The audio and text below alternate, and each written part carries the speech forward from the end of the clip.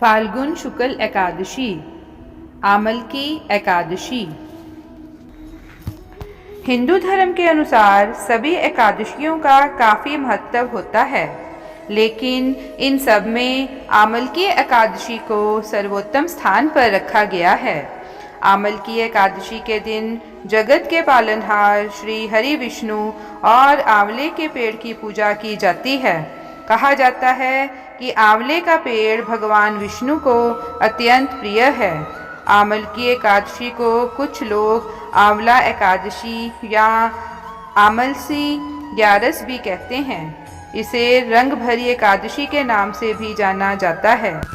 पौराणिक मान्यताओं के अनुसार आंवले के पेड़ को भगवान विष्णु ने ही जन्म दिया था। मान्यता है कि इस पेड़ के हर एक भाग में ईश्वर का वास है।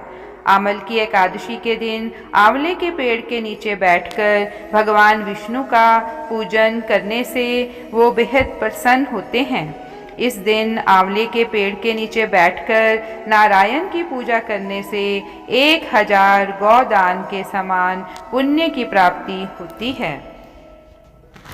कहा जाता है कि आमल की एकादशी के दिन आंवले का उपटन लगाना चाहिए और आंवले के जल से ही स्नान करना चाहिए। साथ ही इस दिन आंवले की पूजा करनी चाहिए। इसके अलावा इस दिन आंवला दान करने और खाने की भी सलाह दी जाती है। आमल की एकादशी व्रत कथा। एक बार राजा मानधाता बोले, हे वशिष्ठ जी, यदि आपकी मुझ पर कृपा है तो किसी ऐसे व्रत की कथा कहिए जिसका पालन करने से मेरा कल्याण हो।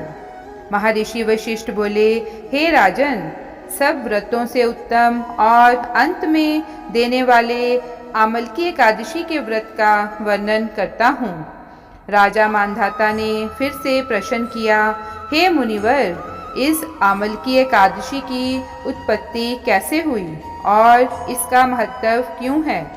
मुनि वशिष्ठ ने कहा, हे राजन, पृथ्वी पर आंवले की महत्ता उसके गुणों के अतिरिक्त इस बात से भी है कि यह भगवान विष्णु के मुख से उत्पन्न हुआ है।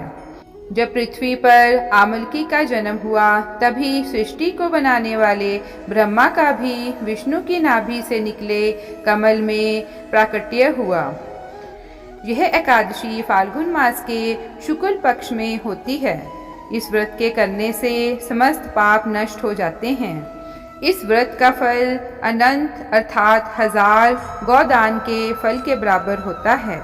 महर्षि वशिष्ठ बोले, हे राजन, अब मैं आपसे एक पौराणिक कथा कहता हूँ, ध्यान से सुनो। वैदिश नाम का एक नगर था जिसमें ब्राह्मण, क्षत्रिय, वैश्य और शूद्र चारों वर्ण आनंद सहित रहते थे।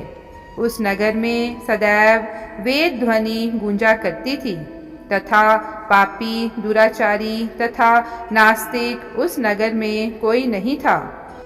उस नगर में चैत्ररथ नाम का चंद्रवंशी राजा राज्य करता था।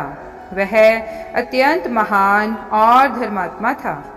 सभी नगरवासी बालक से लेकर वृद्ध तक विष्णु भक्त थे और एकादशी का व्रत किया करते थे। एक समय फाल्गुन मास के शुक्ल पक्ष की आमल की एकादशी आई। उस दिन राजा, प्रजा तथा बाल वृद्ध सब ने हर्षपूर्वक व्रत किया।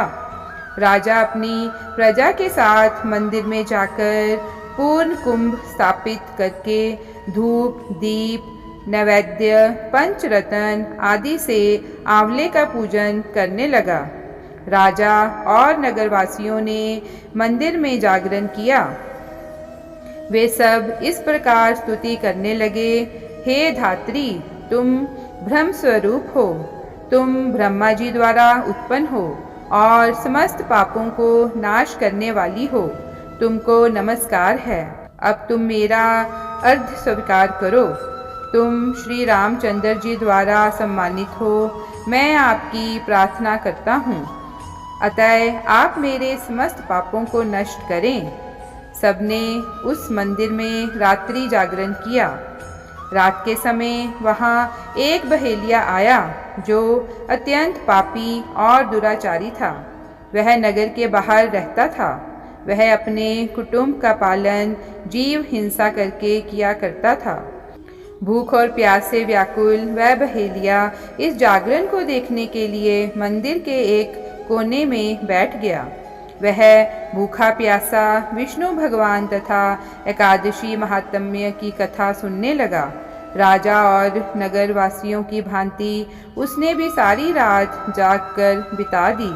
प्रातःकाल होते ही सब लोग अपने अपने घर चले गए तो बहेलिया भी चला गया। घर जाकर उसने भोजन किया। कुछ समय बीतने के पश्चात उस बहेलिये की मृत्यु हो गई। अपने कर्मों से उसे नरक में जाना था, मगर उस आमलकी एकादशी के व्रत तथा जागरण से उसने राजा विदुरथ के घर जन्म लिया और उसका नाम वसुरथ रखा गया। युवा होने पर वह चतुरंगिनी सेना सहित तथा धन धान्य से युक्त होकर 10,000 ग्रामों का पालन करने लगा। वह तेज में सूर्य के समान, कांति में चंद्रमा के समान, वीरता में भगवान विष्णु के समान और क्षमा में पृथ्वी के समान था। वह अत्यंत धार्मिक, सत्यवादी, कर्मवीर एवं विष्णु भक्त था। वह सदैव यज्ञ किया करता था। प्रजा का पालन वह समान भाव से करता था। दान देना उसका नित्य कर्म था। एक दिन राजा शिकार खेलने गया। देवयोग से वह मार्ग भूल गया और दिशा ज्ञान ना रहने के कारण उसी वन में एक वृक्ष के नीचे बैठ गया। आज राजा ने आमलकी एकादशी का व्रत रखा था। सोते समय भगवान का ध्यान लगाकर सो गया। थोड़ी देर बाद पहाड़ी मलेच्छ वहाँ पर आ गए और राजा को अकेला देख मारो मारो शब्द कहते हुए राजा की ओर दौड़े। मलेच्छ कहने लगे, इस दुष्ट राजा ने हमारे माता पिता, पुत्र पौत्र आदि अनेक संबंधियों को मारा है तथा देश से निकाल दिया है, अतः इसको अवश्य मारना चाहिए। ऐसा कहकर वे मलेच्छ उस राजा को मारने दौड़े और अनेक प्रकार के अस्त्र शस्त्र राजा के ऊपर फेंके, परंतु आश्चर्य कि वे सब अस्त्र शस्त्र राजा के शरीर पर गिरते ही नष्ट हो जाते और उनका वार पुण्य के समान प्रतीत होता। फिर उन मलेच्छों के अस्त्र शस्त्र उल्टा उन्हीं पर प्रहार करने लगे, जिससे वे मूर्छित होकर गिरने लगे। उसी समय राजा के शरीर से एक दिव्य स्त्री उत्पन्न हुई। अत्यंत सुंदर होते हुए भी उसकी भ्रुकुटी टेढ़ी थी। उसकी आँखों से लाल लाल अग्नि निकल रही थी, जिससे वह काल के समान प्रतीत होती थी।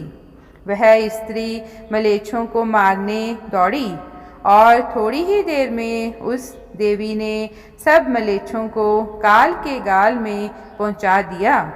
राजा की जब नींद खुली तो उसने दुष्टों को मरा देखा। मलेच्छों को मरा देख राजा ने कहा, इन शत्रुओं को किसने मारा है? इस वन में मेरा कौन हितैषी रहता है? राजा ऐसा विचार कर ही रहा था कि आकाशवाणी हुई, हे राजा, इस संसार में विष्णु भगवान के अतिरिक्त कौन तेरी सहायता कर सकता है? इस आकाशवाणी को सुनकर राजा ने भगवान विष्णु को प्रणाम किया और अपने राज्य में आकर सुखपूर्वक राज्य करने लगा। महर्षि वशिष्ठ बोले, हे राजन, यह आमलकी एकादशी के व्रत का प्रभाव था जिसने आपकी रक्षा की।